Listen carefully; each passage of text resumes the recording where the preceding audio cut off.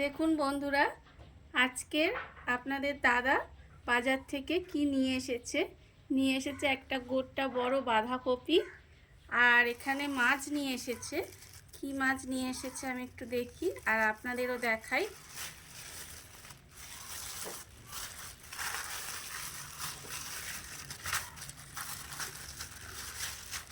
দেখুন এখানে নিয়ে এসেছে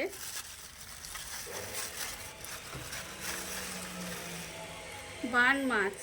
দেখুন এটা আমরা বান মাছ বলি। আজকের আমি এই বান মাছ আর বাঁধাকপি রান্না করব। কি রান্না করব সেটা আপনাদের দেখাবো, আপনারা দেখতেই পাবেন। দেখুন কত বড় একটা বান মাছ নিয়ে এসেছে। এই বান মাছ দিয়ে বাঁধাকপি রান্না করব। নমস্কার বন্ধুরা, শ্রাবণী রান্নাঘরে আপনাদের সবাইকে স্বাগত জানিয়ে আমি আবারও একটা রান্নার ভিডিও নিয়ে আপনাদের সামনে চলে এসেছি। আজকে আমি আপনাদের আগেই বলেছি যে সকালবেলা আপনাদের দাদা বাঁধাকপি আর বান মাছ নিয়ে এসেছে। সেই বাঁধাকপি আর বান মাছ দিয়ে আমি আজকে বানাবো বাঁধাকপি দিয়ে বান মাছের ডালনা। তাহলে চলুন এই বাঁধাকপি দিয়ে বান মাছের ডালনা আমি কিভাবে বানাই সেটা আপনারা একবার দেখে নিন। বাঁধাকপি দিয়ে বান মাছের ডালনা বানানোর জন্য প্রথমে গ্যাসটা অন করে আমি কড়া বসিয়ে দিয়েছি। আর আরেকটা কথা বলি, এটা কিন্তু একটু পুরনো দিনের রান্না। এই রান্নাটা আমার শাশুড়ি মার থেকে শেখা। আমি সেই রান্নাটাই আপনাদের আজ করে দেখাবো। আমার এখানে কড়াটা গরম হয়ে গেছে। এবারে আমি এর মধ্যে দিয়ে দেব প্রথমে সর্ষের তেল।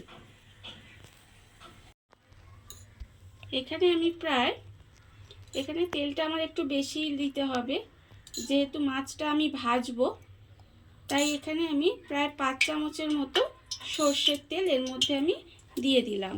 দিয়ে এবারে প্রথমে তেলটাকে একটু গরম করে নিতে হবে। তেলটা আমার এদিকে গরম হচ্ছে, আর অন্যদিকে আমি এখানে বান মাছ রেখে দিয়েছি।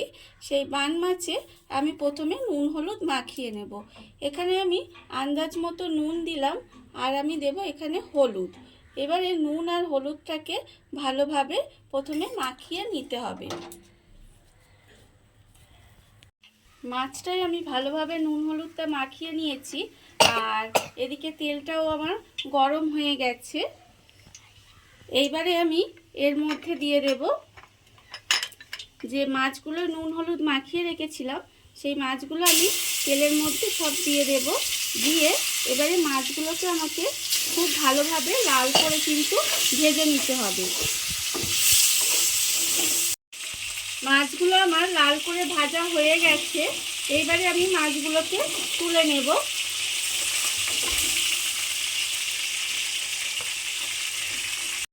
মাছগুলো আমি এখানে লাল করে ভেজে তুলে রেখে দিয়েছি। এবারে আমি এই কড়ার মধ্যে দিয়ে দেব আলু। এখানে আমি আলুগুলো ডুমো ডুমো করে কেটে রেখে দিয়েছি। সেই আলুগুলো আমি এর মধ্যে দিয়ে দেব। দিয়ে এবারে আলুগুলোকেও কিন্তু আমায় একটু লাল করে ভেজে নিতে হবে। আলুগুলো আমি এর মধ্যে দিয়ে দিলাম। এবারে আমি এতে দেব অল্প সামান্য একটু নুন আর একটু হলুদ। অল্প একটু নুন দিলাম, আর আমি অল্প সামান্য একটু হলুদ দিলাম। দিয়ে এইবারে আলুটাকে কিন্তু আমাকে লাল করে ভেজে নিতে হবে। আলুটা আমার লাল করে ভাজা হয়ে গেছে। এইবারে আমি আলুটাকে তুলে আলাদা সরিয়ে রেখে দেব। আলুটাকে ভেজে আমি আলাদা করে সরিয়ে রেখে দিয়েছি। এবারে আমি ওই তেলের মধ্যে দিয়ে দেব 2টো তেজপাতা, আর আমি দেব এর মধ্যে একটু গোটা গরম মশলা। দিয়ে একটু নাড়াচাড়া করে ভেজে নেব। নিয়ে এবার এর মধ্যে দেব আমি অল্প একটু গোটা জিরে। দিয়ে এবারে আমি মশলাটাকে কয়েক সেকেন্ড একটু নাড়াচাড়া করে ভেজে নিয়েছি। ভেজে নিয়ে আমি এর মধ্যে দিয়ে দেব পেঁয়াজ কুচি। এবারে পেঁয়াজ কুচিটা দিয়ে, এখানে আমার একটা বড় সাইজের পেঁয়াজ কুচিয়ে রাখা আছে, সেটা আমি এর মধ্যে দিয়ে দিলাম। দিয়ে এবার পেঁয়াজটাকে প্রথমে একটু লাল করে ভেজে নিতে হবে। পেঁয়াজটা আমার লাল করে ভাজা হয়ে গেছে। এইবার আমি এর মধ্যে দিয়ে দেব আদা বাটা। এখানে আমি 1 চামচ পরিমাণে আদা বাটা দেব। আর আমি দেব এখানে জিরে বাটা।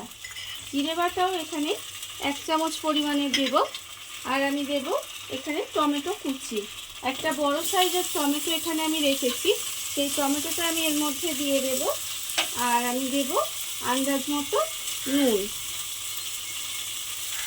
নুনটা দিয়ে এবার এই মশলাগুলো সব একসঙ্গে খুব ভালোভাবে আমার কষিয়ে নিতে হবে।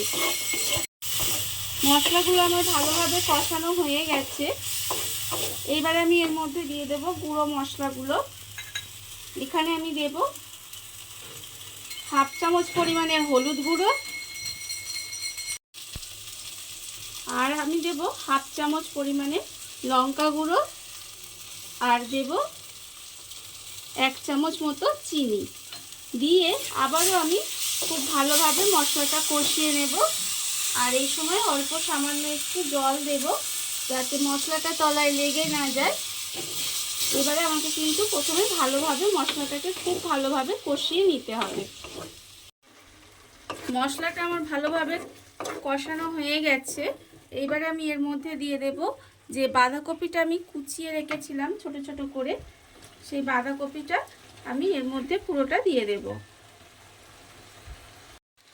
বাঁধাকপিটা আমি এর মধ্যে দিয়ে দিয়েছি। এবার বাঁধাকপিটাকে মশলার সঙ্গে খুব ভালোভাবে মিশিয়ে নিতে হবে। মিশিয়ে নিয়ে এবারে কিছুক্ষণ ঢাকা দিয়ে রেখে দিতে হবে, তাহলে দেখবেন বাঁধাকপিটা অনেকটা কমে যাবে। বাঁধাকপিটা কিছুক্ষণ ঢাকা দিয়ে রেখে দিয়েছিলাম, এর ফলে বাঁধাকপি থেকে জলটা বেরিয়ে বাঁধাকপিটা কমে গেছে। এইবারে আমি এটাকে খুব ভালোভাবে কষিয়ে নেব। ভালোভাবে আমাকে কষিয়ে নিতে হবে। আর এই সময় আমি কিন্তু যে আলুটা আমি এখানে ভেজে রেখেছিলাম, সেই আলু ভাজাটা আমি এর মধ্যে দিয়ে দেব।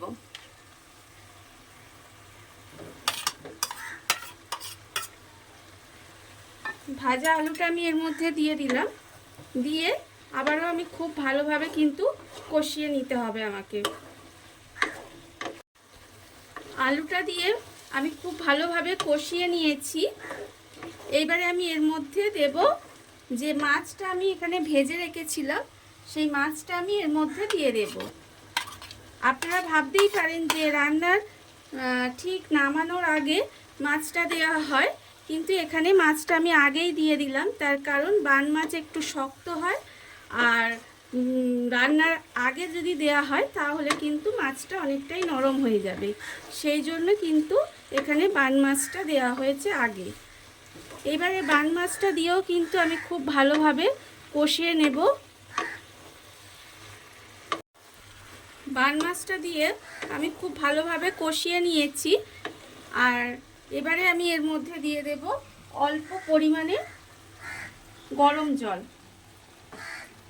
জাস্ট আলুটা সেদ্ধ হবে এরকম কিন্তু জল আমি দিয়ে দেব।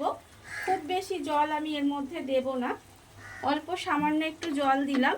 দিয়ে এবারে গ্যাসটাকে কমিয়ে ঢাকা দিয়ে রেখে দিলেই কিন্তু আমার রান্নাটা প্রায় রেডি হয়ে যাবে।